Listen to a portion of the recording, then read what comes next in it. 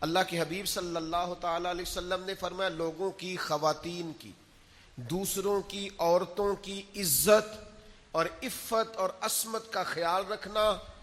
تمہاری عورتوں کی عزت محفوظ رہے گی۔ چاہتے ہو کہ بہو بیٹیاں گھر میں محفوظ رہیں تو ان کے لیے بہت زیادہ پردے لگانے سے عزتیں محفوظ نہیں ہوں گی، اونچے گھر بنا دینے سے، ممٹیوں کو تالے لگا دینے سے عزتیں محفوظ نہیں ہوں گی۔ فرمایا دوسروں کی عورتوں کی عزتوں کی حفاظت کرو، اللہ تمہاری عورتوں کی عزتوں کو محفوظ فرما دے گا۔ سادی سی بات حضور نے بیان کر دی،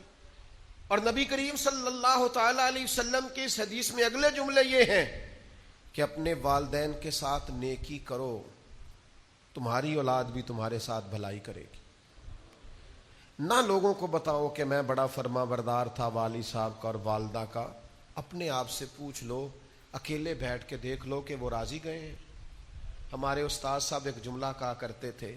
کہتے تھے جائیدادیں تو زیادہ نہیں بنا سکا، کوئی عہدہ تو نہیں لے سکا، پر میں وہ خوش نصیب ہوں جس کی ماں بھی راضی گئی، باپ بھی راضی گیا، استاد بھی راضی گئے، پیر بھی راضی گئے، آخر میں فرماتے تھے امید ہے اللہ رسول بھی راضی ہوں گے، راضی ہوں گے وہ بھی۔ بھائی فرمایا اپنے والدین سے نیکی کرو، تمہاری اولاد بھی تمہارے ساتھ۔ لیکن اگر کوئی والدین کو چھوڑ ہی اس لیے جائے کہ اب میرے بھی بچے ہیں، اب میں آپ کے خرچے پورے کروں کہ اپنے بچوں کے کروں،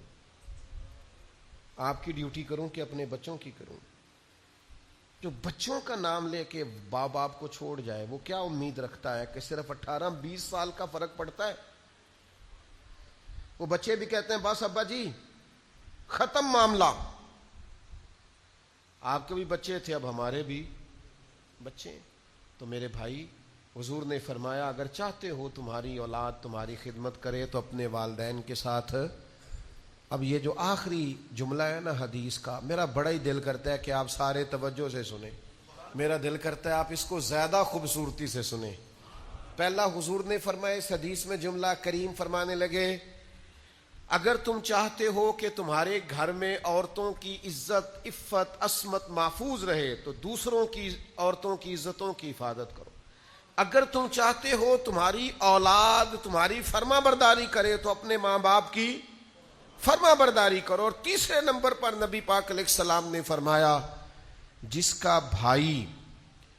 اس کے پاس معذرت لے کے آیا اور اس نے اس کی معذرت قبول نہ کی وہ میرے حوض کوثر پہ نہیں آ سکے گا۔ بھائی معافی مانگنے آیا تھا، معافی مانگنے آیا تھا، وہ عذر لے کے آیا تھا، اس نے چاہا تھا کہ مجھ سے غلطی ہو گئی چلو میرا بھائی مجھے، پر اس نے کہا میں معاف، فرمایا ٹھیک ہے پھر تو حوض کوثر پہ نہیں آ سکے، معاف کر دیں بھائیوں کو، درگزر کر دیں عزیزوں سے، معافی دے دے دوستوں کو۔ اگر حوض کوثر کا جام پینا ہے تو سودا مہنگا نہیں ہے، نا دنیا میں ایسے بھائی جنہوں نے مشکل وقت میں بھائیوں کو بڑا ستایا ہے، ہیں جنہوں نے جائیداد کے معاملے میں بھائیوں کو بڑا ستایا، ہیں انہوں نے یہ نہیں دیکھا کہ ہمارے بھائی نے کس مشقت سے پردیس میں کمائی کی ہے، انہوں نے بڑی تکلیف دی ہے، بھائی نیکی کرتا رہا یہ زیادتی کرتے رہے، لیکن سودا مہنگا نہیں سستا ہے۔ میرے حبیب نے فرمایا چل تو اسے معاف کر دے میں تجھے حوض کوثر کا جام دے دوں گا۔ میرا خیال ہے سودا مہنگا دیتے ہیں، تکلیف بھائی بڑی دیتے ہیں، بعض اوقات مشکل وقت میں چھوڑ جاتے ہیں، پلو باندھ کے سائیڈ پہ ہو جاتے ہیں۔ چھوٹے بہن بھائیوں کو دیکھ کے کہتے ہیں بھائی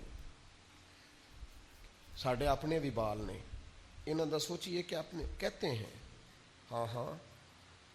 لیکن معاف کر دو، بھائیوں کے لیے نہیں، مدینے والے کی بارگاہ سے جام کوثر کے لیے۔ آج نہ نماز پڑھو نہ جب اللہ اکبر کہنے سے پہلے پہلے معاف کر دو، کو تیری زیادتیاں یاد ہیں، تیرے دکھ یاد، تیرے دیے ہوئے سارے گھاؤ یاد، تیری کی ہوئی ساری باتیں یاد ہیں، دل کی تختی پہ لکھے ہیں مشکل وقت میں تیرے بولے ہوئے جملے، تیری بیوی کی ہوئی باتیں، حتیٰ کہ تیرے سسرال کے کہے ہوئے ایک ایک لفظ یاد ہیں، پر جا تجھے معاف کیا، ہم نے سودا کر لیا ہے مدینے والے حبیب سے، ہم نے حضور سے سودا کیا ہے، حضور نے کہا ہے کہ تو بھائی کو معاف کر کے آنا، میں تجھے کوثر کا جام دوں، تو ارادہ کر لیا ہے کوثر کا جام پینا ہے، کوثر کا جام پینا۔